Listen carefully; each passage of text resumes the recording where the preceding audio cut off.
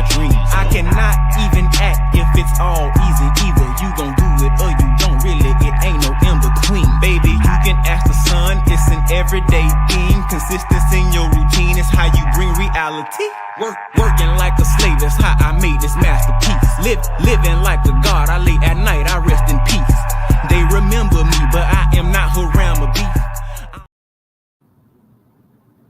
Yeah. Peace, peace, peace, peace, peace, peace, peace. How y'all doing, man? Fantastic. Outstanding. Fantastic. Fantastic.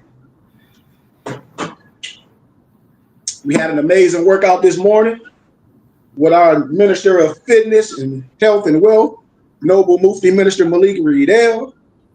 Gratitude for that, man. But without further ado, man, can one of my nobles give us our Moorish American prayer, please? Thank you. Allah, the Father of the universe, Father of love, truth, peace, freedom, and justice. Allah is our protector, our guide, and our salvation by night and by day through his holy prophet, Noble Drew Ali. Shalom Aleichem, Ayah Asher Ayah.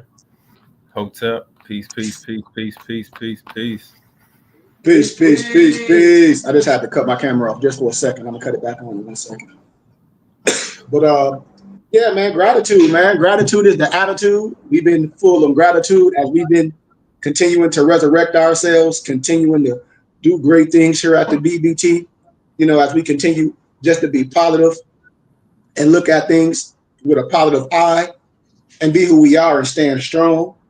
Today is Adapt class, and here at the BBT, we speak on a plethora of different topics. You know, we've been speaking on who we are every day. We open our cipher for brothers and sisters to ask questions from love. We're not here to debate anyone on their dogmatic perspective or over no one's belief system. We're not here to argue with no one trying to give their Eurocentric or their Negrocentric propaganda. That's not our mission, because everything is written. And I want us to know that. So with that being said, we're going to talk about a few topics today here at the BBT. And I want my brothers and sisters' input because it's class. And it's a few things I want to talk about. You know, I've been talking about it, you know, for a while. I don't like to talk about too much stuff that on social media, but hey, it's a hot topic. And a lot of people have been asking me about these things because they say, hey, Sheik, you should have a perspective on this. This is your field. How do you feel about what's going on? I said, going on with who? And they say Billy Carson and the other guy that he's supposed to debate it, Brother West. He's a Christian, he say he's a Christian scholar, academia, which is great. And the guy West was hitting some key points. But the key points he was hitting on to me was nothing but a schoolmaster. When I say prerequisites, it wasn't nothing so heavy. When I talk about Eurocentric and Negrocentric propaganda, this is what I tell people when you armor, not to disagree, but to see perspectives. And we say, is it a Greek perspective? Yes. Is it a Westernized perspective? Yes. Is it an Easternized perspective? Yes. Well, then if we're talking about the ancientness of Jesus, Yahshua, whatever, then you got to say, well, was it 16 crucified saviors before Jesus Christ? Are y'all with me? I'm talking things that you should have as scholarship. Islam. Huh? Islam. Okay. Now we're not talking about being biased or putting the Jesus, Yahshua down, but what we're saying, okay, that manifestation of that essence, that monotheism, you can go across the globe in all different time periods, and it's going to be called something different. And what I'm saying, you have other crucified saviors doing the same thing, and it lines up. Are y'all with me? Same thing, lines up. I mean, are y'all with me? We're talking scholarship. We're not dissing here. We're having a conversation. Like I said, I'm defending the science. I'm not defending a person or a man, but I'm saying when conversation be had, if you're not trained well enough, it's like if you're a black belt and you go into a tournament and y'all doing fighting and y'all going to fight and challenge and you a white belt and you challenging double black belts. That's out your rank. You know, that's out your pay grade, and you gonna know that's out your pay grade. You understand? You're not gonna be that arrogant to try to challenge that. Right. Islam. Think about what I'm saying now. We build it. And I want everybody to ask. So if that's the case, okay, the first Bible was written in what? What language?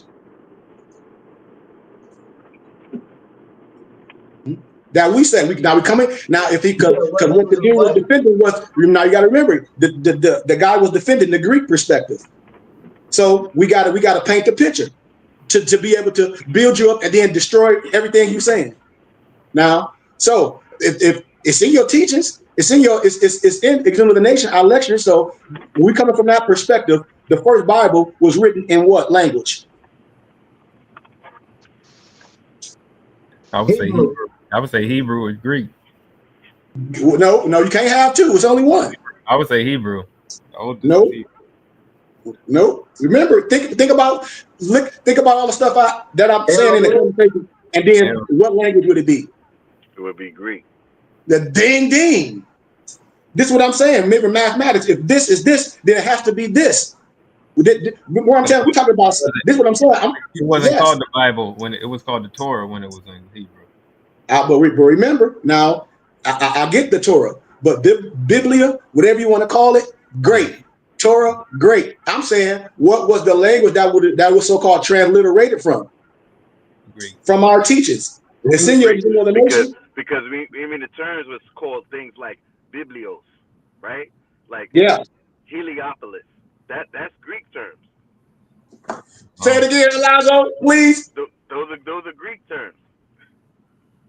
People be missing when I say language and time. You got to deal with linguistics, and you can't get caught up in linguistic apartheid. That's why you have to be a real stickler on things. I'm a stickler and an a-hole with this. You have to be. I told you I'm in the laboratory with my test tubes and my beakers. So let's trace the language. So therefore, that person that was debating Billy Carson was coming from his Greek perspective, right? Right. I'm saying it's a plethora of perspective if you're a scholar. So is the Greek perspective the oldest? No. So let's deal with it. If he coming from the Greek perspective in that lecture, what did he? If anybody saw that, he reached behind and got a Codex Sinaiticus. That was what? Language was what?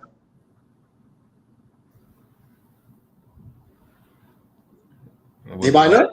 Was it Latin? I didn't see it, but I would say Latin. Okay, Latin, Greek, whatever. Now remember this, and then let me tell you how when you can destroy a person, Latin or Greek. Okay, so then Billy Carson tried to use the Book of Barnabas, but when you research the Book of Barnabas, I'm gonna show you it's some Latin transcripts or Greek. Okay, but what about that Codex Sinaiticus that you're using? Is it Greek? Is it Latin? What is it? Greek. Oh, I'm just hitting bullets. I'm not, remember, for scholarship, because we're gonna break all this down. If I'm a teacher, I gotta break it all down for you to make a sound decision. I'm saying after I give you the information, what could you have? What should you come with? I'm saying a person that's an elementary student shouldn't be so arrogant, because you only can be arrogant like that to people you don't know. That's what I'm saying, what the brother did, the Carson brother did. He was so arrogant because he think most people don't know. And you're using books that's pseudo. You're using books that's pseudo on both sides on Christianity side and the Islam side. Because we can deal. I want to break two little things down just to give us a little highlight of where she coming from. And remember, we must study to do what? Show yourself proven. Okay. That's what Maso said, right? So if you don't study, that means you can be what? Easily had, right? Indeed. I mean, think about it now. We talk about scholarship. The guy, the brother West said he's a scholar. He's a Christian scholar. Okay. So what do? Let's deal with writings, because all the stuff is written. This the first thing. This ain't nobody got no writing from God. Every writing they got is from somebody or some man that they say was inspired by God. So let's deal with that fact as number uno. Now, what we here is doing is debating on if somebody's word is factual, or is this traced in this, or if this Bible that you're reading saying this, and if this not saying this, and is it scholarship?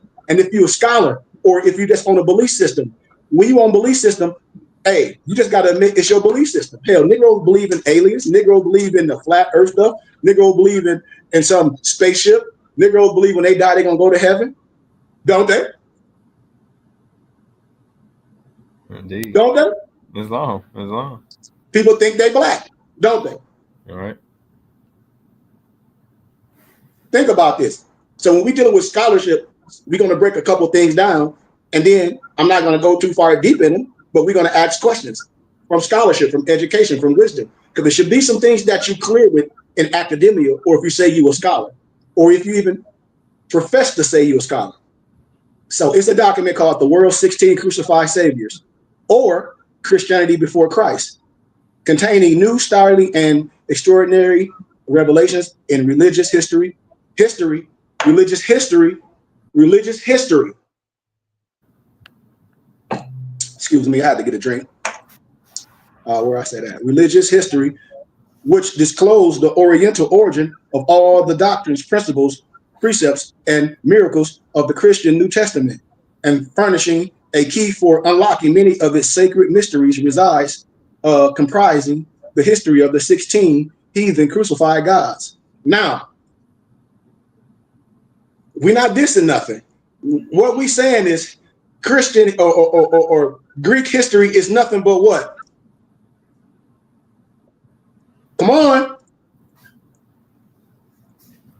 Greek history is nothing but It's what? stolen legacy. Well, maybe we say Come on. stolen legacy. It's from Egyptian history. It's from Nubia. It's from, this is where they got their science from. I mean, if you're coming from scholars, this is what I'm saying. Like when they come with all that, we say, yeah, I hear you. But see, I ain't talking about no alien stuff. See, that's what we forget that alien stuff. I'm pulling out what we talk about. Stolen legacy. You understand what I'm saying? The meat and the potatoes. His angle and his defense was all wrong. You defended talk about some aliens. Islam. Your defense is trash. And the books you're using to try to defend yourself is trash. You're using a book of Barnabas and some 12 years or something. I'm gonna break it down all pseudo. That's because they're throwing you off the bread trail. Or they're throwing you off. That's all they're doing. To lose you. And you just said something a second ago, talking about you said that Christ or the Christianity come before Christ. I don't think nobody caught that. I caught it, but I was busy at the time. But I had to bring it back to that. So that was a question, right? Mm-hmm. So it's like almost saying, is the people named after the land, or the land named after the people? So Christianity, did it come before Christ or after Christ? That was the question. Because you got to remember, you have first century. So, yes, we're not dissing nothing. Right. Go ahead, Alonzo. I'm sorry. No, pardon me. Now, I'm just saying that's a very elementary question. It had to come after. It had to come after.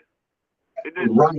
But people don't understand that. So what was it called? Just like what were we called before they start calling us all these other terms? Right. Those are the synonymous same questions that people never ask, so they never get the answer, and they go off of feeling. And spookism to try to, like Malik said, to get you off the breadcrumbs. We gonna result to some alien stuff. So you're gonna do the same pseudo stuff that the lower level, no disrespect. Hey man, it is what it is. That the lower level been doing. Legacy too, if you think about it, because if you look inside the womb, the baby look like a little alien. They got everything from you. And another thing too, that I think that term itself is very it's very subjective. Like even alien. Like I mean, like what context are we talking about? Like yep. See, this is what scholarship does when we stuff be introduced to you. So if a person says it's not scholarship, then now we got to start comparing and contrast. It just right. Your whole defense is wrong. We're talking about the perspective. My whole defense would be like, okay, so what you saying? You saying this is a Greek perspective, or what? I'm saying everything that you saying is stolen legacy. I heard something in the background, y'all. I heard vacuuming. But I'm telling you, from scholarship, your perspective is stolen legacy. See, that's what I would have been breaking. I would have said is a lot of stuff is mistransliterated, especially when you're coming from a Greek perspective, something that was transliterated or transliterated. When a word starts to be changed. And so when we deal with certain things, y'all, we're gonna just walk through a little bit, just some little prerequisite or some introduction for you to see. You know, in these texts, I don't want to read too much of it, but I'll just give a little preface. Inversely to the remoteness of time has been man's ascent towards the temple of knowledge. Truth have made its ingress into the human mind in the ratio by which man has attained the capacity to receive and appreciate it. Hence, as we tread back the mending pathway of human history, every step in the recording process brings us to a lower plane of intelligence and a state of mind more thoroughly encrusted with ignorance and superstition. It is therefore no source of surprise to learn when we take a survey of the world 2,000 or 3,000 years in the past that every religious writer of that era committed errors on every subject which employed his pen involving a scientific principle, especially when they try to, a lot of them, no disrespect, the European and Alvin the Trelodite, no disrespect. My master's degree is in Christian education and leadership, so I can speak from like this. They come from a perspective that's Eurocentric. No disrespect. Dogmatic. No disrespect. I'm just telling you, the pen lies. The pen lies. I'm telling you, that's why when I see brother, they say, "Oh, Christianity is a white man," I said, "Brother, you definitely not educated. I've been showing you what the pen been saying, and that's why I say it don't take that much to destroy the lie from scholarship." His pen involved in a scientific principle, hence the Bible or sacred book to which he was a contributor is now found to bear the marks of human imperfections. For the temple of knowledge was but partially reared, and its chambers but dimly lighted up. The intellectual brain was in the dark, feeble, and dormant condition. Hence the moral and religious feelings were drifted about without a pilot on the turbulent waves of superstition, and finally staying on the shoals of bigotry.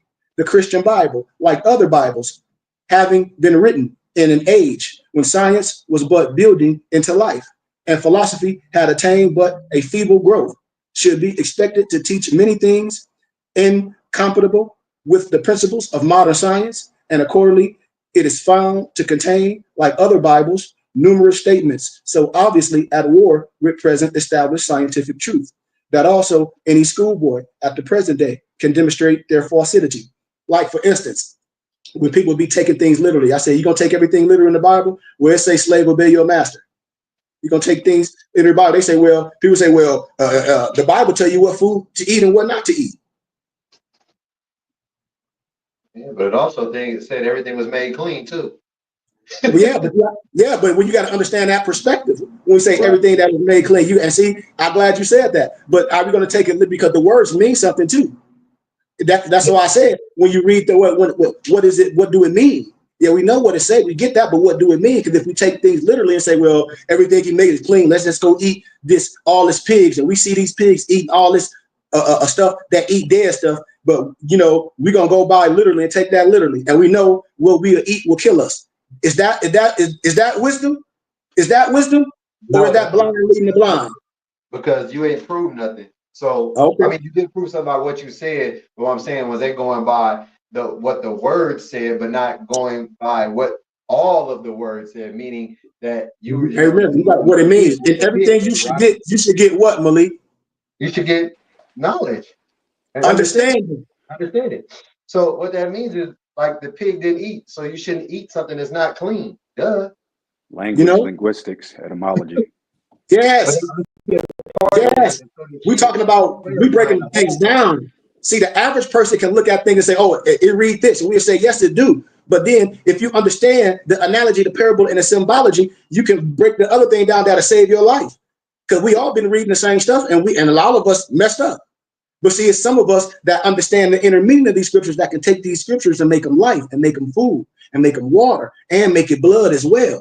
And then it'd be the Holy Spirit all wrapped up in one. This is what we're saying. And the unbiased reader understand it too. Yes. Because your spirit should speak to you, be like, yeah, that ain't all it. You might want to do some more research. That's discernment. That's why we say, let the unbiased student examine and compare the original and Christian Bibles together and he or she will note the following facts. This is all I ask people when they say they scholars or they some shit. I said, dude, the way you talk and the way you disrespect and the way you say this and mad at some other person clearly lets me know that you haven't the how can I say, the aptitude of your understanding is a tittle.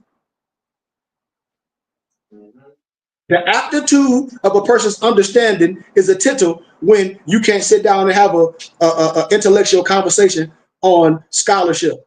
So when I say we got to remove the belief system, you got to have something to compare to. You have a pessimistic view of things. Yes. So I want to break a couple bullets down. We're going to go to the next bullet, to the next topic. So 1, the cardinal religious conceptions of all Bibles are essentially the same, all running in a parable grooves. Parable grooves. Do y'all know what parable grooves are? That's why when I say, nope, I got to look that up. Huh? I had to look that up. I don't know what that means. Well, I'll wait. I ain't in no rush. You said parable grooves? Yeah. I already told you that the Bible written in parable, analogy, and symbology. I was about to say, we about to start know a parable. down the words. Just take your time. Allegory, parable, made up. So what? So what, Noble? I'm just saying, like, break it down. Take your time. First one, parable, and then groove. You know, we talking about some type of synoptic. A parable is a sequence. It's about a sequence of the same teaching or the same lesson that's coming up in these parables. It's just different probably characters, or that's it. Parable, the Bible. Right? They're short stories, right? Parables are short stories used to illustrate a moral or spiritual truth, right? So, offering with symbolic elements. There's also a cosmic definition for that, but I mean that's probably like something else. But no, it ain't. But you know, it is like a star cluster as well when you talk about. Yes, it is. Parables. Yeah. So there. So Alonzo just taught you. So Alonzo could have used this. Now remember, sign the symbol of the primordial man. So if you understand that, Alonzo could have used the symbology of a star cluster to explain what we're talking about. And if you would remember the teachers, you would know what that star cluster meant, what we're trying to say in a language or a sentence. Am I right about it? Yeah, star clusters are small stars.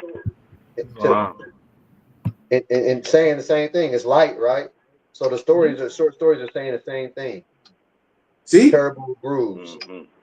See? A whole bunch of short stories saying the same thing. The Bible is written in that way, like you're saying. Yeah. See, right? Yeah. And we are the extraterrestrials. And when you now let's deal with that, the alien crap. You are the extraterrestrial. See, that's what they don't want you to know. You are the extra. You have that extra. You are the extra especial. See that all that Ron L. Hubbard, that Dianetics, all that old Anunnaki alien stuff is crap. That's the Iberian. Any scholar educator will tell you that. So when you come with that alien stuff, with that Zachariah Stitchin pseudo crap, you gonna look like a fool. Yeah, the copy Jew, man. That's all you gotta know. Because that's where it comes from. That comes from Zachariah Stitchin, all pseudo. And then people start making excuses. Well, no, Zachariah Stitchin didn't say his findings. He said he got that. He just quoted other people's works. Lie. Lie. All of it pseudo. We gonna talk about it.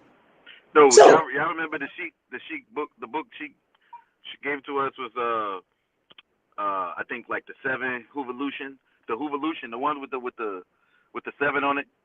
Yeah. With the talks about existential, or what they call it, like when you we have a faculty that's already innate in us that we can travel in dimensional form. Existential type of beings, so that's why I was like, when we talk about aliens, we got to talk about what context you talking about, because like what Sheik's saying, like we are that extraterrestrial. Islam. Yeah. That's why I say when I talk about we destroying Eurocentric and Negrocentric propaganda, because it can come on both sides. We ain't putting no color on it. Right. We talk about motive. You know what I'm saying? Yep. So the card. Oh, I already broke that down. Okay, 2, that every chapter of every Bible is but a transcript of the mental chart of the writer. See, we talk about philosophy, we talk about something that be like, yeah, that makes sense. I know it makes sense. We're not saying nothing biased. Think about this now. Like Brian say, think about it. Do. Wrap your mind around it. Do. Do you know what I'm saying?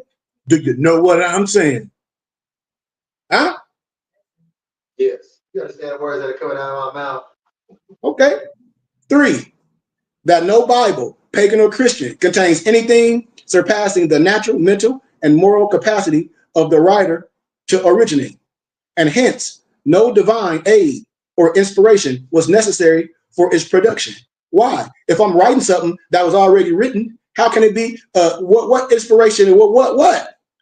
How could it be original? It's not original. It's the rewording of something that was already there. That's why keep your mind clear. Islam. So that the moral and religious teachings of no Bible reach a higher altitude than the intelligence and mental development of the age and country which produced it. Wow. That is just telling you history in itself. Like, I mean, think about it. Whitewash the people out of here. See? No disrespect, that the Christian Bible, in some respects, is superior to some of other Bibles, but only to the extent to which the age in which it was written was superior in intelligence and natural mental capacity to the era in which the older Bibles were penned, and that this superiority consists not in its more exalted religious concepts, but only in the fact being of more modern origin, modern origin, the makeup, the originality of it, the origin is modern, not ancient. Like David McRitchie told you who the ancient and modern Britons was. Yep. Oh, Vladimir Ivanhoe told you who the Russian icons were. Isn't that what that you sent us that term? What is it, like anamorphism? What is it? Anamorphism. It's like when you in literature, when you read something and it's out of place, like it's like you using something in this in a modern in an ancient using a modern term for an ancient thing, but it can't be. That's how you can automatically know that there's a miscommunication here. It's just like a term for it. I think it's anamorphism. I'm gonna look for it. You shared it in the text thread though. Yeah. I'll give it to you. You talk about that term. Yeah. I know you talk about. You know I'm on it. Islam. But I told you. But we on the same. When you study on the same vibration, come on. It's like math. Men lie, women lie. This math, it's right. The language gonna be the language all across the boards, unless you arbitrarily explaining something. Indeed. 4, that the moral and religious teachings of no Bible reach a higher. Oh, I broke 4 down, didn't I? Yeah, I did. 5, that the Christian Bible, in some respects, is superior to some of the other Bibles, but only to the extent to which the age in which it was written was superior in intelligence and natural mental capacity to the era in which the older Bibles were penned, and that this superiority consists not in its more exalted religious concepts, but only in the fact that being of more modern origin, the progress of mind had worn away some of the legendary rubbish of the past, being written in a later and more enlightened age. It consequently a little less encrusted with mythological tradition and oriental imagery, though not free from the elements it possesses them in the less degree.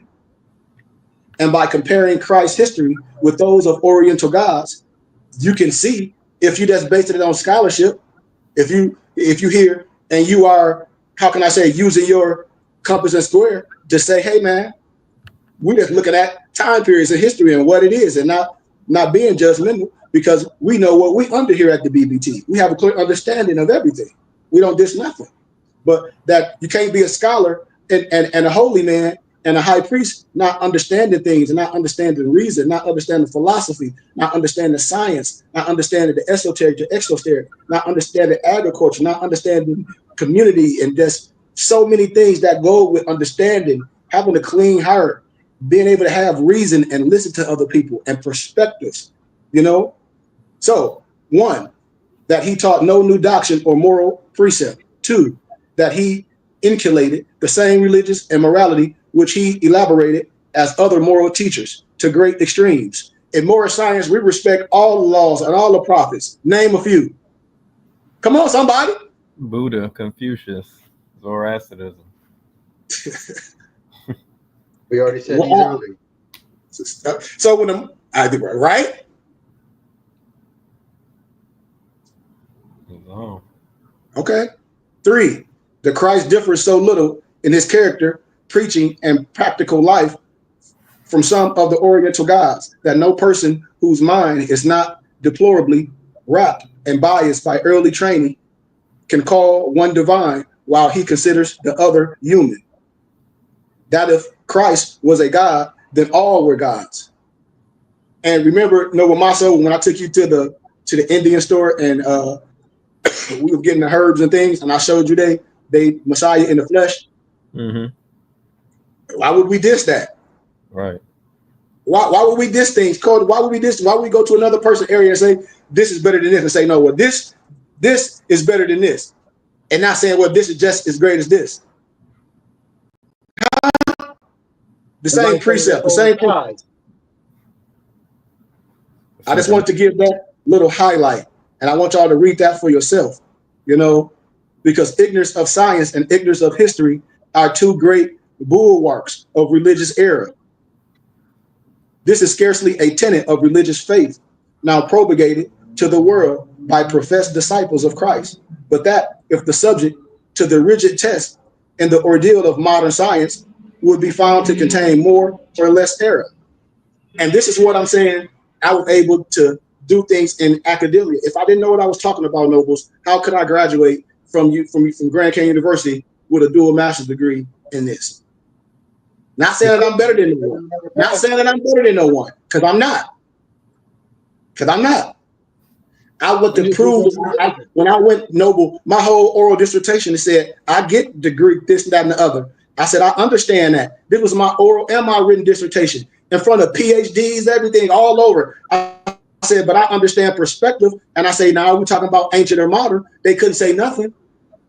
They were quiet in a pencil. I said, I get this. I'm not this thing, but I say, we're not saying, okay, so if you went somewhere, you're going to put this before this. I'm saying how, so are we saying this is ancient? No, I'm saying, yes, I get this. I understand this.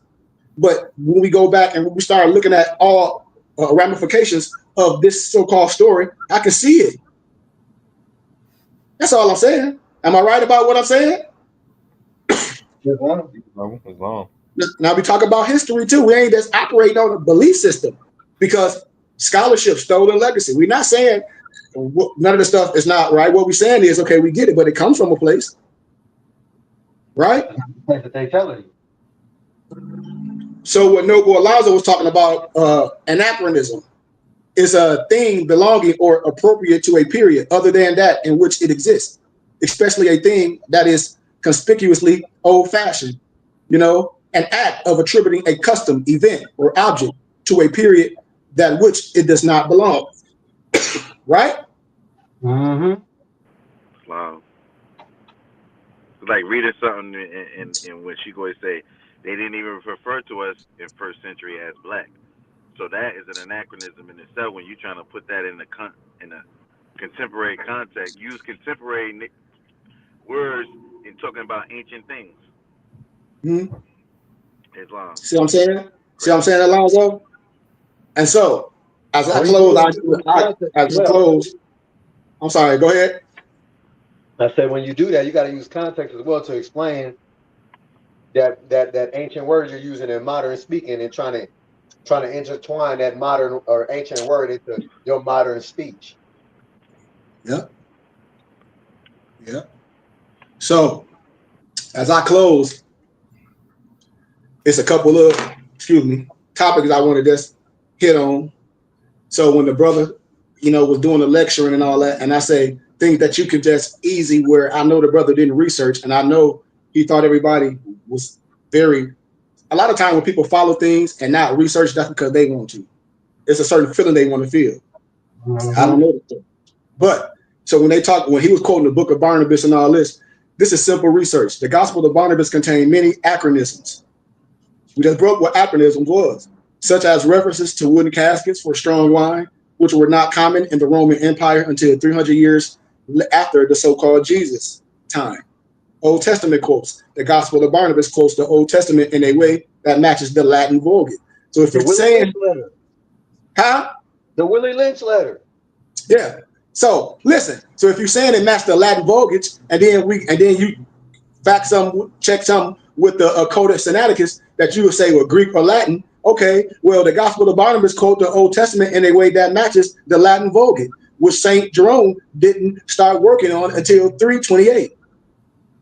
So if that's the case, and so who wrote that Codex that you're coming from, and you say it's the Greek perspective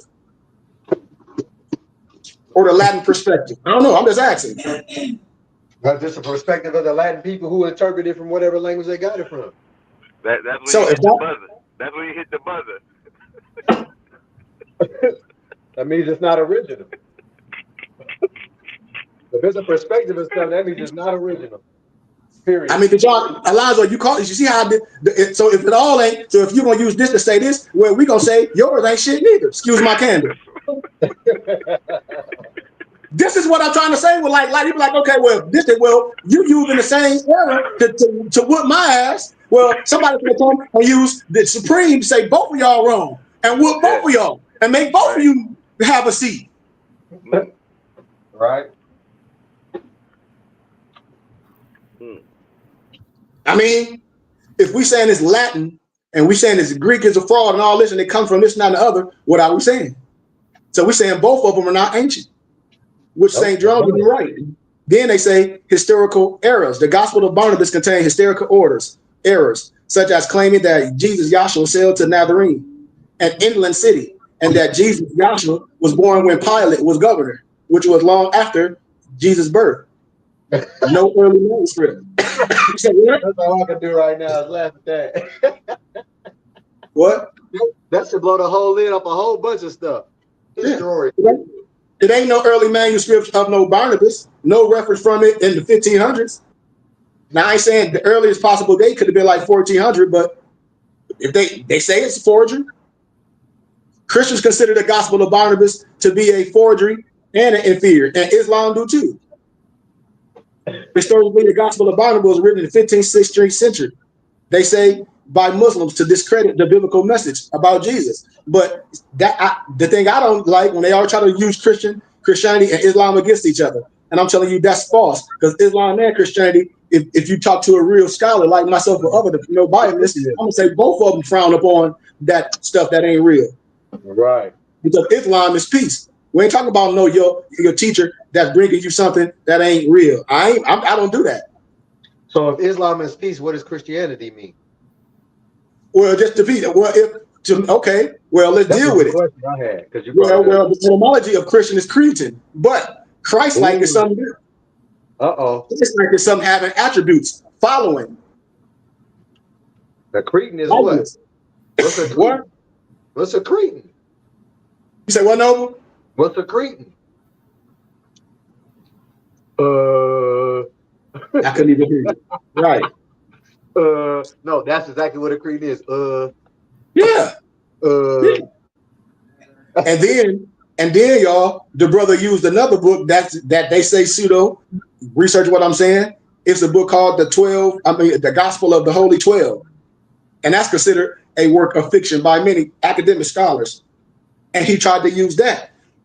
And when I was listening to it, I said, if anybody with a tittle of understanding to know, I said, that's why I'm like, man, this stuff is destroyed both of them.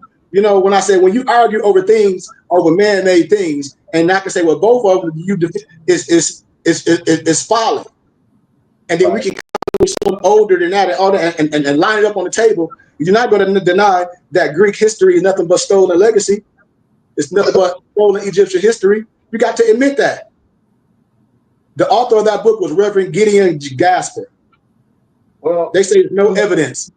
So when you say Greek in school, right? What is the other part of it? It's called Greek what? Mythology. Look up the word what mythology means. It's telling you the answer already in the word. It ain't no different than people asking, is United States a republic or a democracy? All you got to do is say the Pledge of Allegiance. The answer is in there. But we tend to overlook the things that be right in our face. Because Negroes don't read and study, and we don't do this, which we're supposed to be doing. Hey, now, Negroes are not synonymous. Let me explain. Negroes are not synonymous to somebody's skin color. Nope. That's synonymous to your mindset. Yep. Lack of knowledge because you refuse to learn. Yep. That ain't prejudice to nobody. And then the last piece of a pseudo book the brother tried to use was the Emerald Tablets of Thought, the Atlantean. Now it is a excuse me. Now it is an emerald tablet, you know, Kabbalah and all that, but and it comes and it deal with some alchemy, some stuff, whatever. But this is what he was using. And quote, when I was looking at it, and I'm like, oh man, poor dude. You know, I'm looking at it, I'm like, poor Ting Ting. I'm looking at it, I'm like, why would he think this? I said, if anybody think this stuff is valid, they got to be just as crazy because this is simple research. I can see if this was in the early 80s where there ain't no internet and all that, and you have to run across me, a true secret, and be like, no, man, we know a brother that got all this, and this brother lying. And when they see me, they be shaking like Don Knotts in their boots, you know, because they know I know the cap. You know what I mean? The only way to beat a sucker is you got to know how to beat them. You don't run from nobody cheating you playing chess and you love to play chess. You gonna run? No, you gonna learn all the skills. You gonna learn everything. You gonna keep that clown inside the box and you gonna bust their head wide open. You ain't got to cheat them or nothing. Why? Because we put the work in. You don't got to cheat nobody. A cheater ain't nothing but a charlatan, a court jester. We whoop court jesters. We whoop charlatans. You want all the glory of Malik that really do it because you dressed up like Malik because you got a fez on. Go on with that. That fez, man, we a stump on that fez. Period. So we talk about scholarship and we got to get out of this alien and this spookism crap. So the Emerald Tablets of Thought, the Atlantean, was written by Maurice Dorel. Research what I'm telling you. This is why I'll be telling people when you're a scholar and you're an educator, this stuff ain't no hard work. Man, I do this with my eyes closed. This. I don't have to do no research. Like research for what? Unless it's in my hippocampus. Why? Because I already done the work. So when I'm speaking, I can tell like that ain't. No, that's not scholarship. Well, you can talk about aliens all you want to, but that ain't scholarship. You're not going to throw this in scholarship. You're going to say if it's fiction or nonfiction. That's what you're going to do. You ain't going to come with that crap because you can believe whatever the hell you want to. But it was Maurice Dorel, an American occultist, the leader of a certain group, a certain occultist group. They was the Brotherhood of the White Temple. I told y'all, Dorel published the Emerald Tablets of Thought, the Atlantean, in 1930. The fiction book is a work of pseudo-history. It's like when I showed y'all all those religious books, the pseudographia. See, when I started getting all the way deep with this Christianity stuff, I started pulling out the Nag Hammadiyyas. I started pulling out the Pentecost, the Apocrypha. I started pulling out all the pseudographia texts that go with the Bible. And I bet you everybody be quiet in a little church mouse. Itty bitty quiet, because I'm not dissing nothing. I'm gonna tell you the pseudo-history. The real claim to have discovered the tablets during a visit to the Great Pyramids of Gaza, but lying. He then claimed to have translated the tablets, which he attributed to the Egyptian deity Thoth. Just like Zechariah Stitcher said he interpreted some damn tablets. Lie. Now, the Emerald Tablet is a different text that was a foundational text for many of the Islamic and the European alchemists. What am I saying? Okay, Adam Blavatsky. See, I already taught y'all that. They got all that. All their science come from more science. All that stuff, they know it. I'm telling you. If they come with the lies, I'll start giving you the research of what they said and all the European Sufis and teachers. The text is attributed to Hermes Trismegistus, or Trismegistus, Trismegistus. But it first appeared in Arabic sources from the late 18th or early 19th century. See? So that's all I'm saying. Now what? Now the joke is on who? Not on. We deal with history, and history is going to always prove what it is. We're not here to disrespect nothing, but we're saying you can't use this and this a perspective to defend this. Now we know the alien stuff is a fraud. We know that Anunnaki stuff is a fraud. We know you can't use no emerald tablets. We know that ain't nothing. And we know the gospel of the Holy 12 is like a pseudo word because we got to deal with the times. Just like when I say no Willie Lynch letter, because black wasn't used to describe ethnicity in the first century. So when we start breaking things down that people be saying factual, and you look at the language, you look at the era, you look how things were spelled, you're like, this cannot be at this time. And then you start seeing things and it wasn't no Willie Lynch in no time period, didn't no slave owner write about no Willie Lynch, didn't no first century slave that was free wrote about no Willie Lynch. Frederick Douglass ain't wrote about no damn Willie Lynch, ain't no Willie Lynch letter in the Library of Congress. I'm telling you from scholarship, that's all fallacy.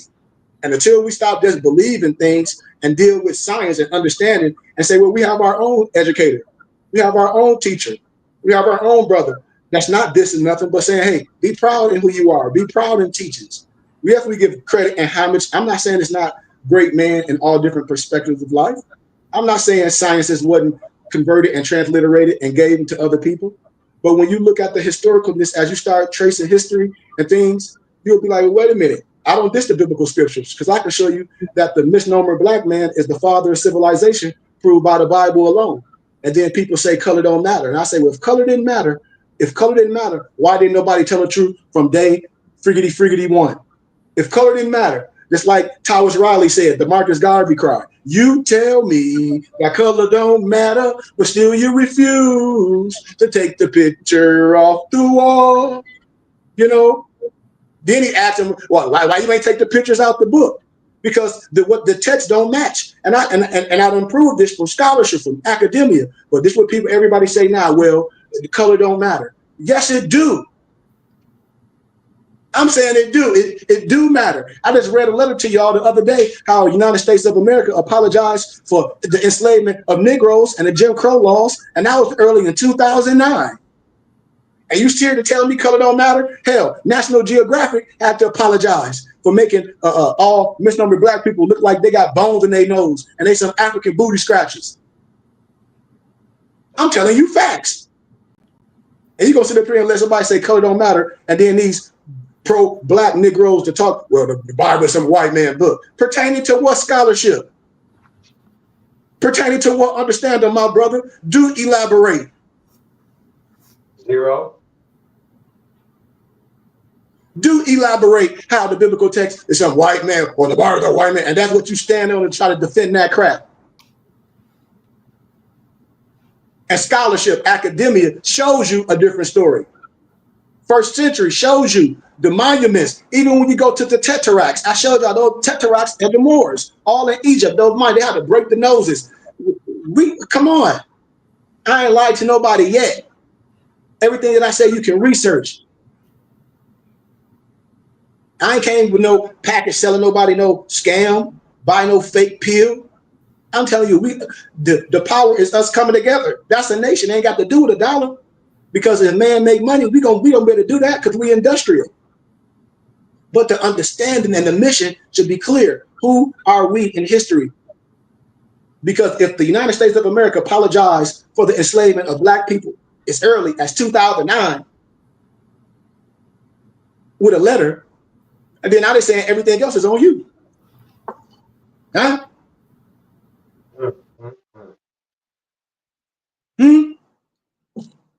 I gave y'all a letter.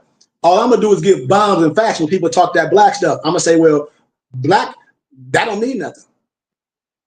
You're not gonna get reparations. So if that's the case, what we gonna do? Your nationality and your spirituality. We have to educate. And that's what we doing. And that's what I tell people. We gotta get that out of. We gotta teach these kids this, so they can stand strong young. The kids is the clock of destiny. Not no fake stuff. Not no squatting no houses, driving no light. No, standing up strong. You don't want no welfare. We don't want no Section 8. What? You want to be at the line equal. Because we know about everything. We know about the Homestead Act, how people got land. We know about this, but we ain't worried about that. You can't pull yourself up by your bootstraps if you ain't got no boots on. What I'm telling you, black people, misnomer black people, afraid to put the damn boots on. You got boots sitting right there. And I'm saying, man, put your boots on. We'll stand behind anything. Well, I'm a Democrat. I'm a Republican. I'm a Christian. This don't mean nothing. Okay, but what's the ultimate motive? Who we are? You believe in reparations? Yep, you black and I'm proud. Yep, I'm telling you, ain't no black person finna get nothing. I believe in reparations. So now let's have a real conversation. From scholarship, from education. Let's talk about the SF 181 form, y'all. Let's talk about this with our mothers and fathers. Here it is, my dad, almost 80 years old, and so inspired about this. He say, son, these people can act like they know. He like, this stuff ain't been introduced to nobody. Like, this stuff is old to be talking about, son. And he be tearing up. My wife right here, me and my dad be talking for hours. And he was like, son, he was like, I know a lot of these people parents don't know. He was like, this ain't, he was like, I don't know who's telling this to their parents. They're like, we vote and all this black stuff. Like, we got to bring this up. Like, well, what are we doing? Representing us. That's another part. Like, I don't think they really Nobody. get it. Exactly. So you think Carmilla represented us? No. You think Donald Trump represented us? No. Like, this is what my uncle was alluding to. Like, ain't none of these fools really representing us. And they think that the Democratic Party represents us. They think the Republican Party represents us. They don't. So we need to put somebody in there that represents us. Period. Foreign policy. Start at the state level. Sheik been saying this. You got to start at the state level. What affects you? That's where you live. And people don't really understand who's on the top of your birth certificate. Is it the United States or the state you was born in? And with that, I rest my case when you find that answer. And the religious laws trump everything. We don't care who the president is. We don't give a damn about none of that. To a perspective, you can. But when you know who you are, you want the freedom of everybody. This is what I'm saying. We're not here to want nothing more and nothing less. We want exactly what it is. This is who we are. This is who we're not. Don't want no welfare. Don't want no Section 8. Period. And this is the conversation that we need to be having when we willingly, today, people willingly would choose to be a slave. People willingly a circle when they get a form and they face for a job and they have ethnicity. They willingly choose black. And don't even read the SF 181 form. I challenge you to read it all. Read it all. Most people never have, nobles.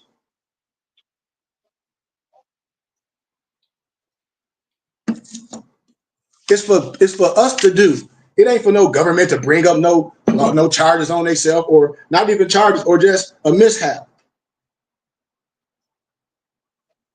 Because the Declaration of Human Rights, what is it, Article 15, it clearly states, y'all, you got a right of a nationality and a right to change it, and to claim a child replaces the birth certificate, and no one will be arbitrarily denied of a nationality and a right to change it. Oh, that's right. That's the law. That's the Declaration of Human Rights, Article 15. It never changed. Like, what are we talking about? We keep talking about what's about from $5 idiots and having a whole bunch of discussions over some stuff that's meaningless. Man, okay, well, use the laws. Hell, in Wilmington, remember I showed y'all there was 35, the Wilmington white man constitution. All them Europeans got it together and said, we ain't finna be ruled by no Negroes. They said, we ain't finna have no politicians, no Negroes marching in this neighborhood, talk about some reparations and all this. Please. Am I lying? Nope. Okay, then. So I'm talking about gathering, coming together, proving things. We not no damn militia. We don't care about having no guns and all that. I don't care about no gunfight. Well, we talking about what the law says. Okay, if this is what it is, this is who you are. We put it in your face. They ask you who you are. They say circle all as you, pertaining to you. So, and then the FS 180 form is, if you read it all, because all this stuff is military, if you really know that, and then you can fill it out and say at least why a certain description of ethnicity shouldn't be on there, and why. Why? Because if the United States of America then apologized to the misnomer black people, Noble Malik, in 2009 about being black and slavery is an atrocity. If that's the case, why the hell would you put that on their ethnicity? And why would a stupid Negro pick that willingly? Would you answer the question? So damn it, the United States of America wrote a letter in 2009 apologizing. Because they don't know. I just told everybody. I've been telling this should be so pathetic. Yeah. But everybody, they be in their feelings. When we talk about reparations and things and all that, they're like, okay, well, what is this man saying? Because I don't care how many meetings you have on no reparations. Nobody that identifies civil mortals, according to science and law, black means death. I don't care if you hire Ben Crump. Put Ben Crump on here. And if Ben Crump say he'll give black people reparations, I'm going to pull out the law and say you a lie, there ain't no truth in you. Because that person don't mean nothing in the law. Only person that's going to ever get something for slavery and ever got paid for the Negro is the person that created it. The Negro is only old is who named them. This is what I'm saying. And if we're not going to identify as something that's synonymous to slave, why would we do that? Why would we do that? Why? And we have the right not to. That to me, the psychosis and the mentality and the mentalness of that to me is crazy. Crazy. You show that letter to any kid and let your child read that and be like, well, damn, why we call that? They'll be like, well, damn, why we call ourselves Negro, Black, and Colored then? I don't know. What you mean you don't know? They just said that Negroes is a slave. They apologized in 2009. And then this man, you part of this man, he telling us like we should be standing up for this and the law say this. Well, my analogy and my conclusion to that, if I'm looking at that, be like, you niggas crazy. Because y'all, what you gonna fight for? Negro go to jail for relationships. Oh, you stepped on my Air Jordans, but won't stand up for something that's right. This ain't no sovereign citizen stuff. You say you ain't black, you ain't white. Okay, the law say, okay, we apologize for that, for those that identify to that. Well, if you're not this, and we say this means this, we want this off any document for identification. Why? Because we don't want a child to make the mistake and then have to come correct it as an adult and say when they was young, they didn't know. Why? Because their parents didn't teach them right. We want to remove that. Right.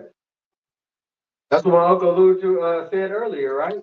Learn it in the home. And this we in home. Yeah, you don't get that home. Do you? That's like if you got an uncle that's on it. Well, my dad ain't there. So what? Uncle here, Unc here, Unc here, right here. Why? Because Unc got time. Unc got. Well, I got this. Well, your other uncle here, cousin here. We talk about a household. We talk about extension of a household. We talking about extensions. We ain't dissing nothing. If you getting all this at home, having a door, you can be like, man, I grew up in this, so it will be way farther than we were. But a lot of us grew up in this, so here we are. Yeah. Wow.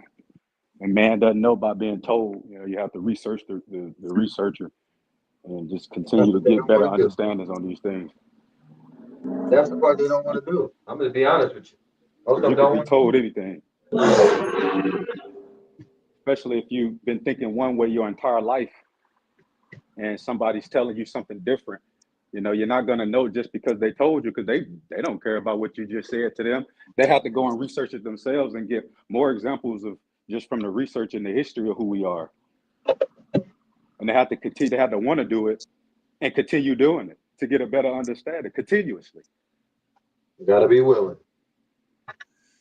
And that's where it comes with me, y'all, with that reparation thing. Now, everybody talk about, and I said, okay, I'm with it.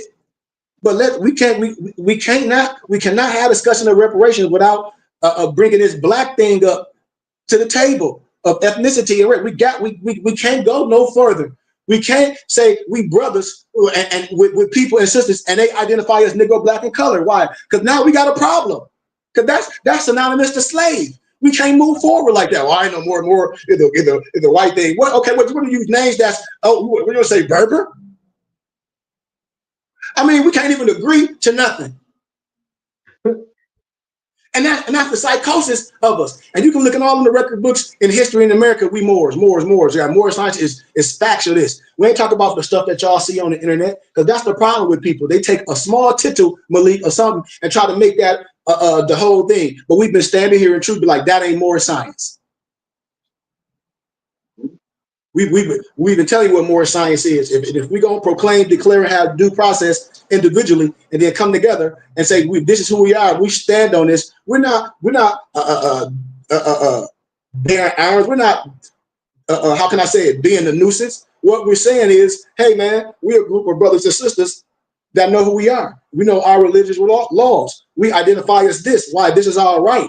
And we can take this further as a group of people. How? Lawfully. How? Because the paperwork tell you, if you got any questions or anything you want to ask, here you go, bam. It's on the SF-180.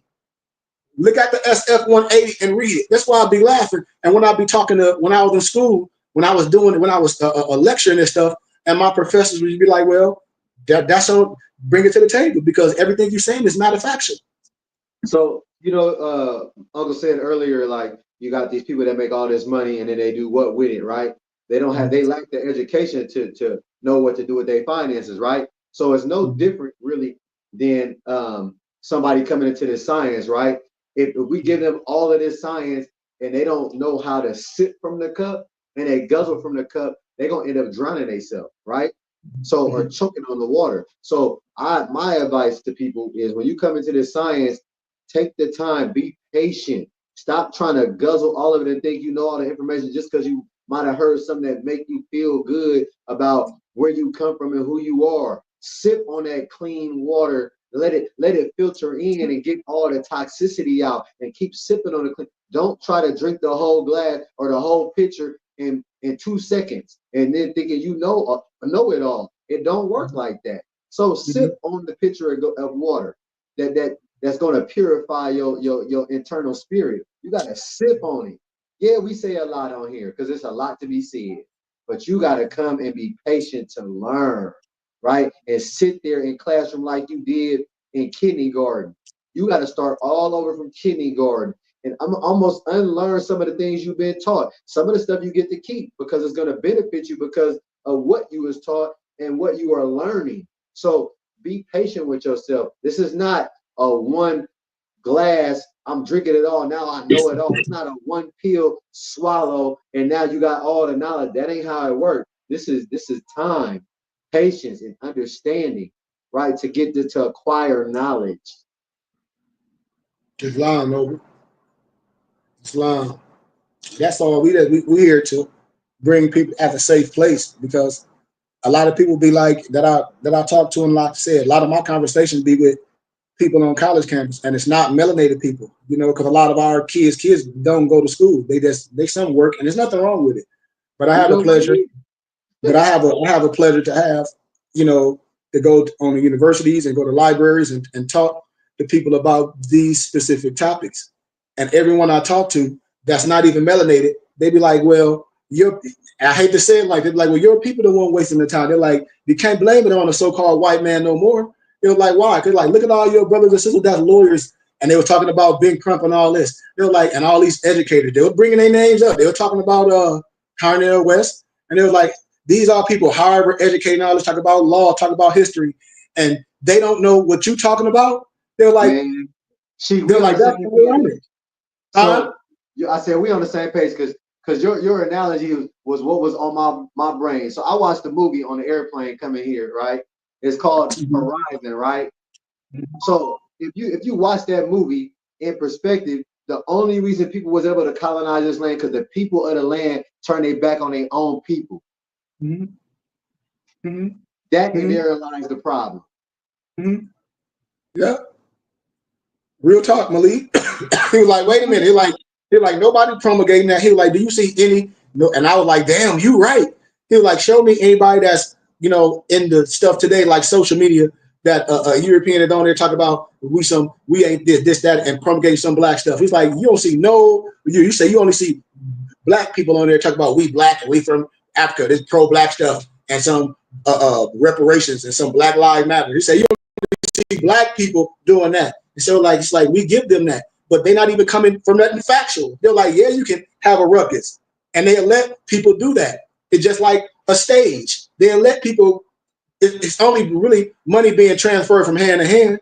When you unknowing and people say, yeah, we want reparations, and you go with that black thing and you don't know law and president law, only thing you're gonna do is change money. Only people gonna get paid is the lawyers or the prosecutor attorneys. You might make some little money in that area for the high profile cases or whatever going in, but besides that, you're gonna still be a nigga.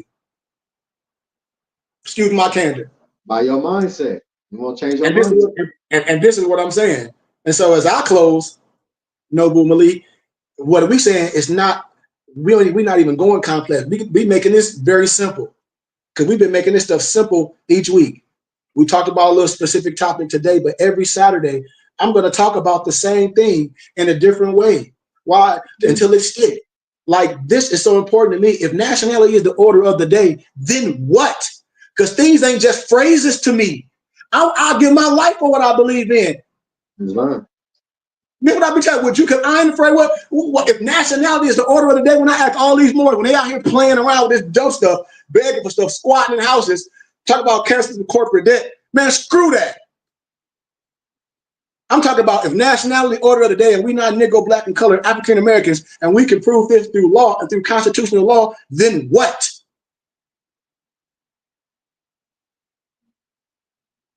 This what? We a nation of laws.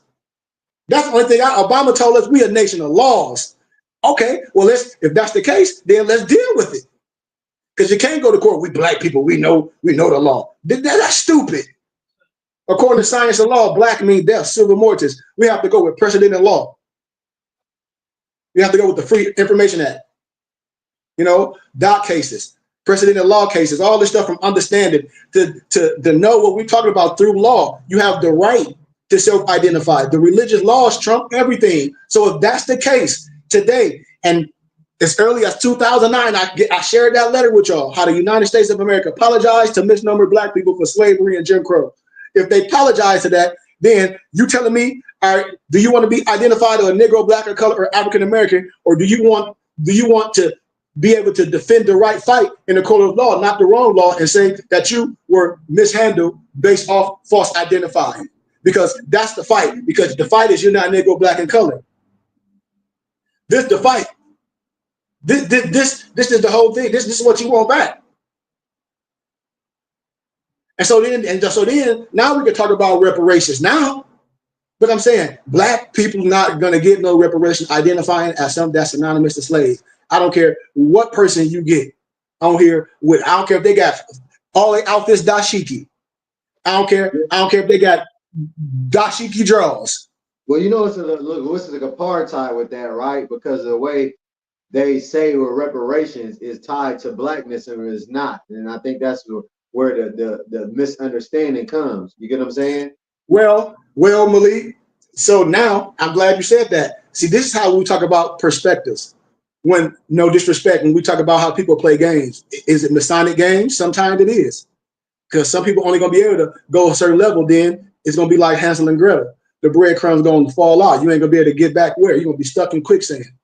So when they say that your freedom is connected to the blackness, you have to ask, what are you talking? Metaphysically, melanin in that aspect, yes and no. Because everybody have a form of melanin, but you have a certain more form of melanin. So I can see that aspect, but that ain't the hell what we talking about, Malik.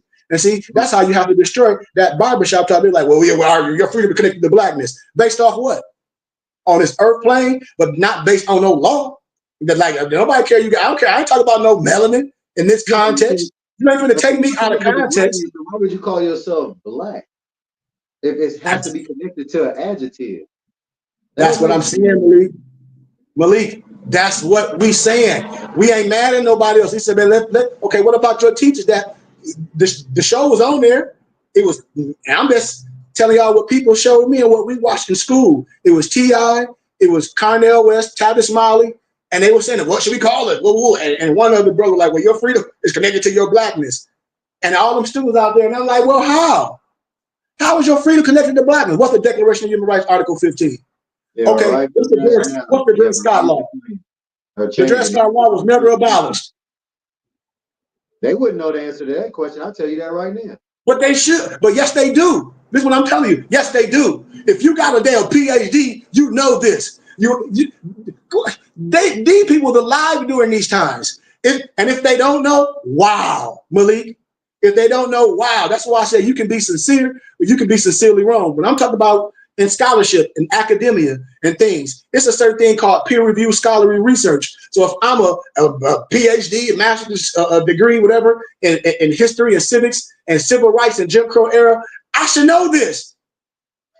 Well, civil rights is lost, right? You will never find the answer to that. I'm talking about eras. I'm talking about eras. Like these people lived in those times, like the Jim Crow era, like Martin Luther King era. They lived in these times, and so they should know this because they live. We're here in modern times. Like this stuff is old. When you look at the age, when I talk about when things were, how can I say crystallized? Look at when things were crystallized. This was way before me and you. Right. This was in their era. This is what I'm saying. So for today, after the era been done. So Malik, after the era been done today, and you got a PhD, and you teach at Harvard, and you got all these students, and you lecture, and you so educated, whatever, and we talk about reparations, and we be having these lawyers that say, yeah, black. Man, my professors are potentate PhDs 3-4 times chairs. They're like, man, you would destroy that stuff in 30 minutes. From love, truth, peace, freedom, and justice. How? With law, with precedent and law. And I'll rest my case. Because all that black stuff ain't gonna get you nowhere. But arguing, right. I don't care how many shirts you wear. You know, the sad part about it, right? You asked about all these PhD people. I'm not giving them no way out, but what I'm saying that I do understand is that it's like almost if you go ask a melanated child which one of these dolls is pretty, right? They're gonna select the white one, right? Yep. But that's been the conditioning. So even if you're going to study for your PhD, right? And you got a professor that don't look like you, because 9 times out of 10, they're not going to look like you, even though they might be a good professor. And they give you, say, hey, you got to go do a research paper on X, Y, and Z. And it could lead you down that path. They're not going to choose the melanated person to do the research on that they don't know about. They're going to choose the one that has already been promulgated in their life. They're not going to go choose somebody and look for some information that they've never been exposed to. Majority of people, it's going to take a divine spirit, which what you have, right? And the rest of us, but like, hold on, let me look for somebody else because I already know about all that stuff. And then when you start finding it got a string and you pulled it. Now it lets you down this path, right? But most people will not go to that extent. They were going to go with what is comfortable to them because they don't want to get uncomfortable. So you got a lot of these PhD people out there, right? But they're only studying what was comfortable to them and what they already know. So they went with what they know. So they're not gonna get out of the box, and that don't make no sense to them. What we are doing is we're doing things outside of the box that is beautiful for everybody. And I agree I agree on a certain level, but I don't think we're doing it outside the box. I just think the norm was outside of the box because it's easily to be convinced based off no facts. It's based on no facts. And like all it takes a person to do a little research. And I say, why you don't want to challenge the word where anybody wisdom can be challenged with love? This is all I'm saying. It's like we're not going to challenge nothing. We're going to say just because you got some letters behind your name is that. And then, okay, well, sometimes you have to be inspired to things that come to you, And so we're not talking about Malik, a first-year PhD student or a young person. We're talking about these people that's been on the battlefield for a long. That still have the spirit. And today, I'm saying to still come with that black stuff to me.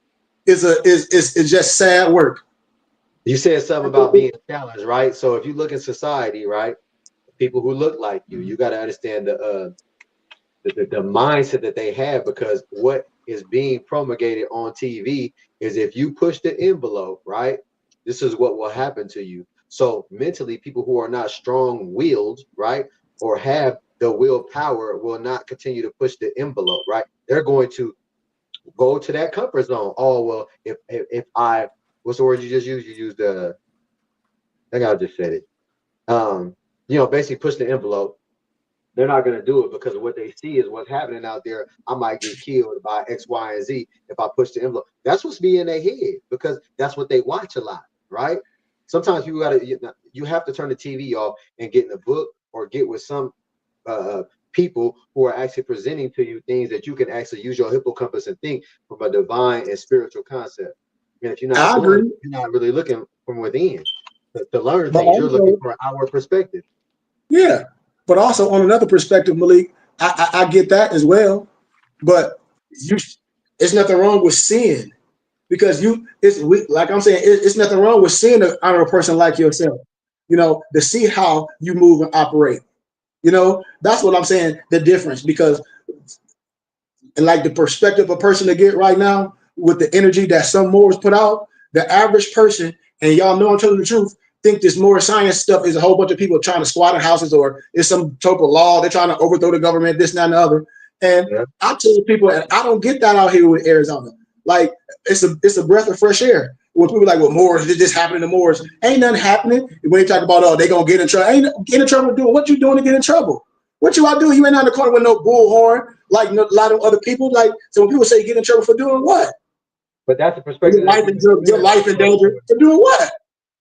But see, that's more of the perspective that's being shared across the internet more than what we're doing. You get what I'm saying? That's why I said that's why what we do, we're gonna continue to show, because that's not valid when a person is say doing that. Yes, the only people that's doing that is only a group of people. That's a small group. That's a small group of people doing those things. We right here, we don't that's not more science. Right. But that's the one that they share. It ain't no different than how they share us on the news, right? They always Yes, gonna sir. share you in a specific light because that's not our channel. You get what I'm saying? It's not our I agree. channel, it's not what we've created. So they're always going to share you in a light that they want to share you in. So when you start understanding that, you step away from that perspective and stop watching those things and look for the things that have light in it, not the things that have dark side in it. Because you have good Christians and bad Christians, right? You got Yep. good Muslims and bad Hey, Muslims, right? But I guarantee you that the good Christian and the good Muslim could sit down and have dinner together along with the Mormon and eat like they best friends in the world. Yep. But then all the Yep. bad ones get together, you get a whole bunch of arguments. Yep. So yeah, man, I just wanted to share that. Oh, I gotta change my fire thing. You keep making noise. Oh, And I that But want to was say, internet and internet and TV, I feel like is also just a couple different mediums where the propaganda and the misinformation is being put out there. But a lot of Moorish kids and others, they're miseducated on Black history, uh, starting in elementary school or earlier. So they can see certain things on internet and TV, but when they go to school, they're being told that they Black from an early age. yeah, yep, yep. And see, Dantes, and it's gonna be so beautiful that you're gonna be able to show your son, and not coming from no radicalness. And that's what I'll be trying to tell people. We can sit around anybody, especially any y'all. We done seen it when we had our meet and greets, and be around other people, and they be amazed. They're like, we don't have no problem with y'all. Know who you are. That's amazing. I would too. You have the right. We ain't saying we better than no one, but we saying is we have the same right to identify as this, and why we're not going to accept being identified as that. The same way the European Jews say anti-Semitic. Why? But basically, we're not that. That's synonymous to slaves. So are you saying I'm a slave? No. Well, of course, I'm not Black. I don't identify the Black. And it's enough of us to make a fight of that. That's proclaiming, declaring that due process, and we already have done that already. We already have done it. Each one of you have already done that individually. Now it's time for us to make a better stand and keep going and keep going. It's on us. And I was just making a statement, y'all, to keep our eye open. And what I'm saying is be proud of what we're doing, and not look at people our age as they don't know, because this is a lot, especially if you don't know, you should be willing to learn. But when I talk about our scholars and our teachers that got those letters behind their names, nobles, that I the PhD this and they and this, that, and the other, and they study here and they walk with this. Okay, so if y'all did all that and you did all that degree, why are you not going to say what it is? Because all of them talking about reparations. And all I'm saying is, okay, let's have the conversation of reparations, and let me make maybe 10 bullets. It might not even, and it probably will take me 20 minutes, and then I'll rest my case with no rebuttal. That's what I'm saying. And I throw it back to brothers and sisters. Why are we promulgating some Black? And why do we think Black people gonna get reparations? Question mark. That's my thing. And what do persons mean? It don't mean nothing. And when we give laws and precedent law case and doc, and we can sit and we can break principle on principle down, bullet oh bullet, and it ain't gonna be nothing for that Black stuff to stand up to. Only thing we're gonna get is a whole bunch of Negroes snotting at the mouth, barking like dogs. That's all you're gonna get. That's all you're gonna get, because they so caught up in that Black stuff, and I'm Black and I'm proud. I said, okay, well, that's great. Well, now let's deal with remove it. Let's take this to the courts per se, and let's deal with it. And let's say, will Negro, Black, and colored African Americans ever get any type of reparations being identified as a Negro, Black, and colored? Will the Dred Scott Law ever abolished? No. No, no, no, no, no, no, no. It's illegal to be Negro colored. It's Black an adjective? Yes, yes, yes, yes, yes, yes, yes, yes, yes, yes, yes. What's the Declaration of Human Rights, Article 15? Got a right of a nationality and a right to change it. The claim a child will replace the birth certificate. No one will be arbitrarily denied of a nationality and a right to change it. Arbitrary means nobody can come and tell you, well, this or that. The religious laws of the indigenous people. Hell, the SF 181 form, the House Joint Resolution 75 said that you have the right to annex your L and Bay. Hell, the Declaration Proclamation that was given to all 7 mayors in 7 states. Hell, I mean, what are we talking about? And then a letter in 2009 that the government issued, an apology letter for enslavement and the Jim Crow law of the misnomer Negro, Black, and Colored, and African American. So with all that I can bring out and throw it in your face, and it's just little old me, because I don't need no entourage. I would love my Mufti to be right there with me, and we arrest our case. Every student in that audience should stand up and give a hand clap and be like, yeah, well, what's up with this? Especially if they don't know. And it's that simple. And it's that simple. It ain't that complex. It is not. And if anybody come here like, well, we black, you done. All those conversations about blackness and reparation that these people be having and y'all see on the internet should be toasted. It's a waste of time. It's just a pass of money. That's all it is. Like my dad called it, a shit show. Excuse my candor. We try to make an excuse like, you know what, you're right. It is what it is. I said, I know, Dad.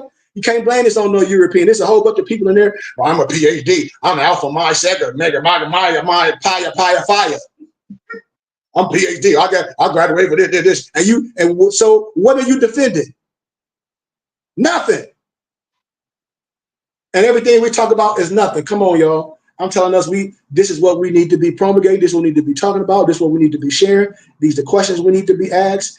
I gave y'all law. I broke down a law. Those are things that's pertaining to law. Those are the questions should be asked. And the SF 181 form pertaining to ethnicity. All those presidential law cases, those constitutional laws showing that. Also, the Spencer and Dungy case, when Abraham Lincoln defended the Moore in court. You see this? All this precedented case. I'm telling y'all, when people say, well, no, ain't no more. Right? Okay, well, let's deal with the precedented law. And let's talk about it. That's all I'm telling people. Being black is a crime. Negro, color, African American is synonymous to slavery. Always was. The Dred Scott law has never been abolished. Big facts. It was on Jeopardy. Pull up the Jeopardy case where it said the law that black people would always be slaves. And the European lady said Dred Scott law. Pull it up yourself. Pull it up yourself. They wouldn't be told because they used to being told everything. And I'm saying, and that's what I'm saying. Here it is, Noble Malik.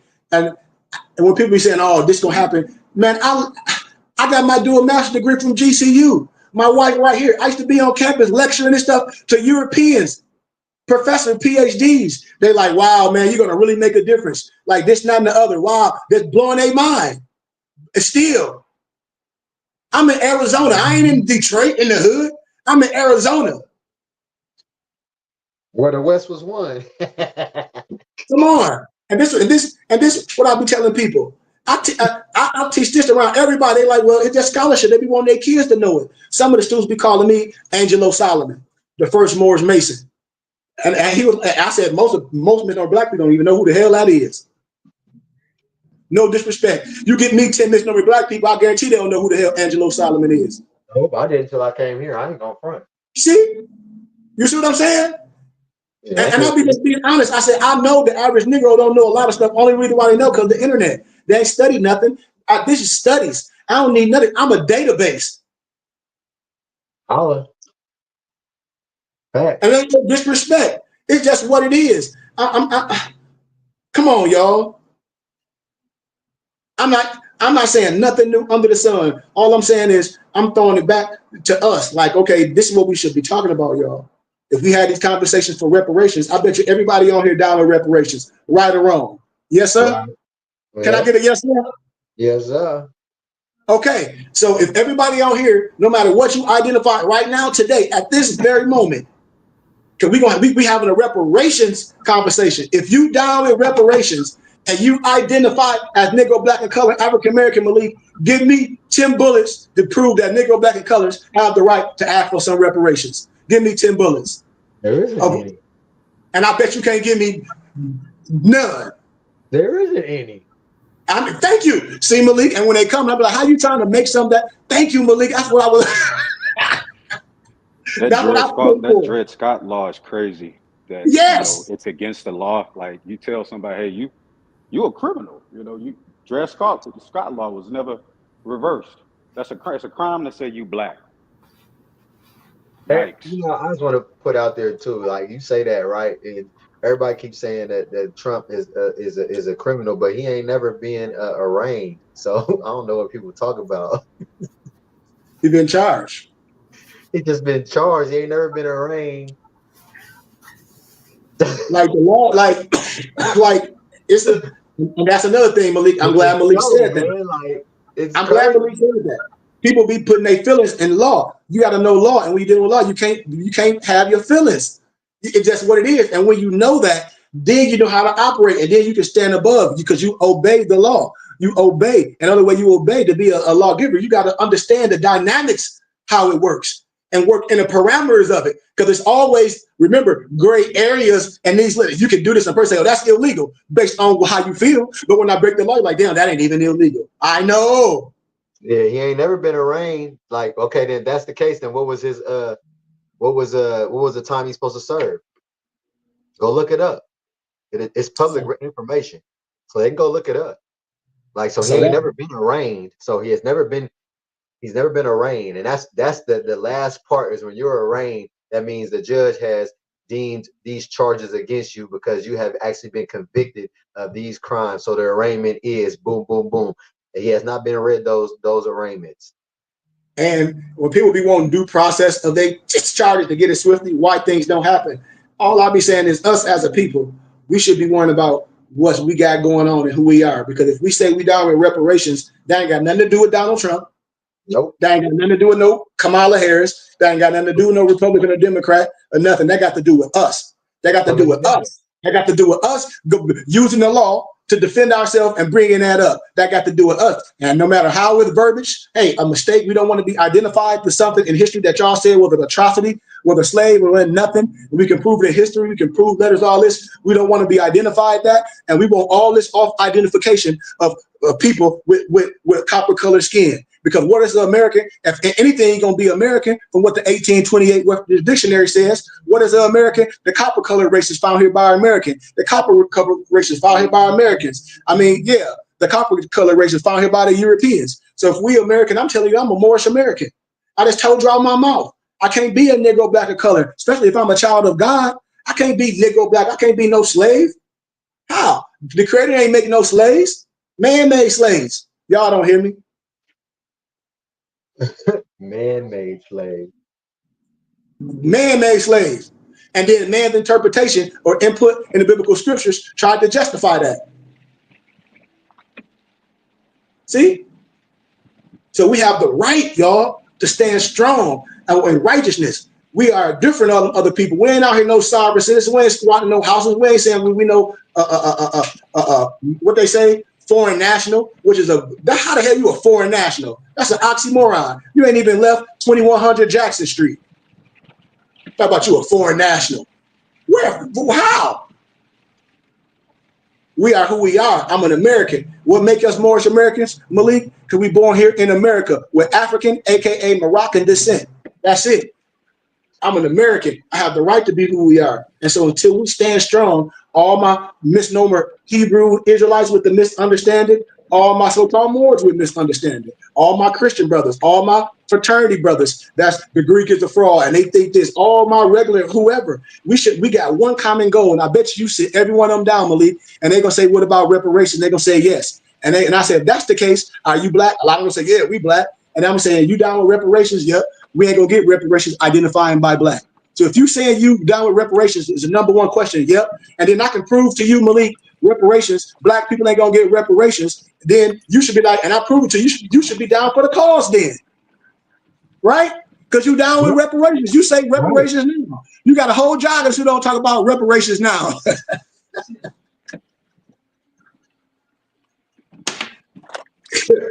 You see? And that's what I'll be saying, Malik, as I close. Misnomer black people, they just be complaining. They just be complaining when they say, well, the $5 Indians did this. How did the $5 Indians do it? I just explained it. Yeah. They took it to the world courts. It's just like when you want to run for a certain political office, what you got to get enough signatures. Here it is, you take it to the world courts. It's a process. But we be so worried about somebody else, how they did it, and they ain't real, they ain't in this. They real as they want to be, damn it. Just like the European Jews, they real as they want to be. At least they stood for something. Just like, hell, the second president of Egypt, Nasser, he said the reason why Israel is cursed is because God's people left black and came back white. Hell, at least those people came up and said, hey, we're going to fight for a goddamn identity. Y'all going to give us a home, damn it. And then we're going to say our history is 3,000 years. How? Because they got to understand what that means, too. They're using, what is that, colorable law to trying to smooth over everything, right? And that ancient, what we talked about earlier, you got to understand what they meant by left out black but came back white. You got to understand what that means. Like there's a whole bunch of information in between that. And so if you're not able to have somebody teach you or educate you on what that means, you will still be lost in today's modern understanding. Okay. In the time you can research the history of Nasser, when they didn't have no home, those group of Europeans, and the government they wanted to provide them a place, and they chose a certain area. I'm telling you, it was always the atrocity of you. When you research the dumb diverses, when you research the papal bull, it's there. Research this stuff that I'm talking about, you ancient and modern. It's going to always be Negroes ain't nothing. So why would you want to identify to something that's denotate whatever it want to be to a slave? And when people talk about Revelations 2:9 and 3:9, it's a couple of different perspectives than that. But like again, Malik, I go back to the literal aspect. When people say, well, I take the Bible literally. Okay, well, let's read it. The Bible say, slave, obey your master. Then Revelation 2:9, 3:9 say the Jews that's in Jerusalem are not the real Jews. They this, not, and the other, and blah, blah, blah. So who are you talking about? Who? Because you can go in history, and I just broke it down to you. I just broke it down how Nasser broke it down to you. So that ain't a certain people. Nasser broke it down. It ain't ancient. It's modern. It's a replacement. And I don't even have to get all deep in it. And I don't care about how nobody feel it. People migrated. They were the people who came from a place and took over a certain area. Research what the second president of Egypt said, the reason why Israel is cursed. Research it. No disrespect to no one. Right. And then we can get the Jewish encyclopedia and all this. All I'm telling my brothers and sisters is, if everybody have a right to self-identify or to take someone's identity and say it's them per se and stand strong about it.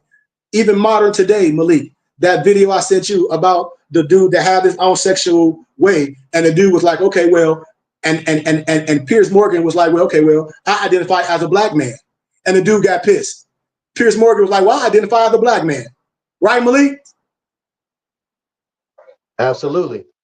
And the dude got mad. He's like, well, why? You say that you this type of sex. He's like, well, I'm a black man. I'm a black man. Well, you a racist to say that. How? I see Piers Morgan say, hell, he identified as a black man. And so just like that, just like the other brother have his sexual preference and the psychosis of that. And if you think, because I'm showing you the power in what Piers Morgan's saying, because based off how that person identified, hell, Piers Morgan can identify as a black person. But watch this. If Piers Morgan using the same law that the dude using, and Piers Morgan say you want to identify as black, why you ain't using the same law to say you not black? Message.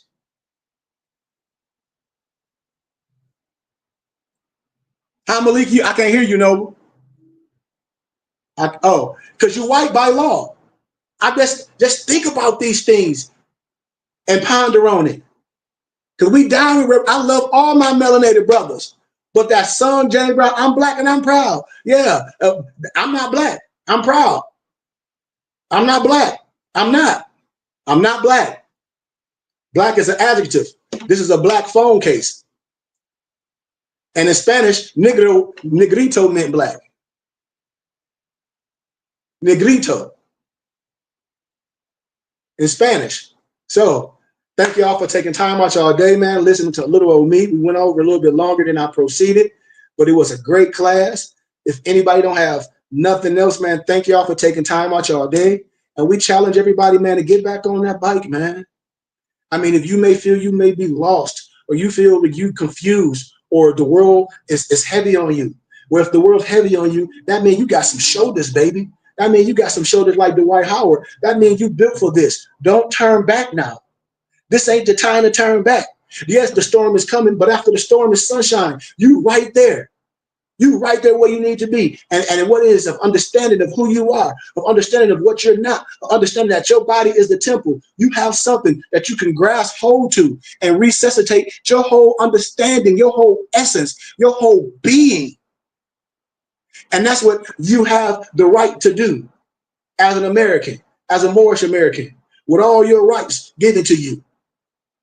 And with that, I say gratitude, amen, Islam, salam alaikum, shalom alaikum, peace, peace, peace, peace, peace. Any questions? If not, thank y'all for your time, man. Peace, peace, peace. Gratitude, Sheik. Peace is long. We get our Moorish American prayer, our benediction, and then get us out of here. Allah, Father of the universe, Father of love, truth, peace, freedom, and justice. Allah is our protector, our guide, and our salvation. By night, by day, through his holy prophet, Drew Ali, Amen, Ashe, Shalom Aleichem. Our Islamism, peace, peace, peace, peace, peace, peace.